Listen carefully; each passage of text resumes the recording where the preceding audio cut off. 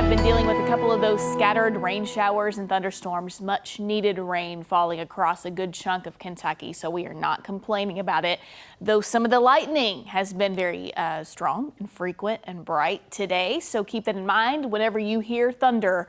If you're in the pool, it's not enough to get out of the pool. You need to go inside, indoors somewhere. So just a reminder on that.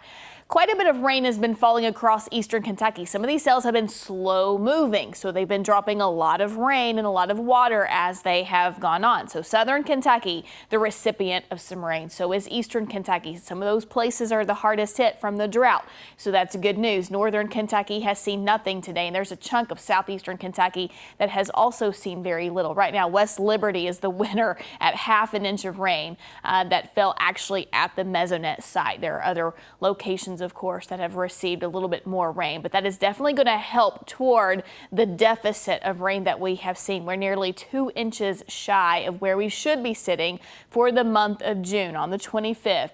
Thus far in the month, northern Kentucky still looks like they're doing okay as far as the rain goes, but again, Lexington, Point Southwest and East are all very, very dry. So we have another chance to pick up some rain tomorrow with the approaching cold front that will be heading our direction. You can see those showers and thunderstorms blossoming across our viewing area this afternoon, even as early as about noon or 1 p.m. today. We started to see some of those firing up. Actually, I think there was a cell that fired up around 9 a.m. in Laurel County. Otherwise, there was a big complex of storms up around the Fort Wayne, Indiana area that has since kind of fizzled out. And so we're going to be left with the chance, though, to pick up some more storms with that cold front as we move into the day tomorrow. For today, there is a marginal risk mainly over southern Kentucky and the Lakes region. Any storm that we see that becomes severe, the main risk will be wind, and that same threat continues over and carries over into the day tomorrow too. So for Sunday, the marginal risk has expanded to include our entire viewing area and about half or maybe 3/4 of the state of Kentucky, and extends on up to the northeast as well. So that marginal risk again is for some of those slow moving cells to drop a lot of rain and the potential for some wind gusts that could be very strong. So let's walk through future track. Showers will wane. They'll kind of dissipate through the rest of this evening and overnight. For the overnight hours, we're looking mostly dry, partly cloudy, and that's how we'll start Sunday. But then as we move into about midday and the afternoon, we start to see more of those cells kind of blossoming and blooming with the heat of the day. Cold front then sweeps through a little bit later on in the evening, so that could bring us a few more of those scattered showers and thunderstorms. Again, some heavy rain is a possibility along with the wind.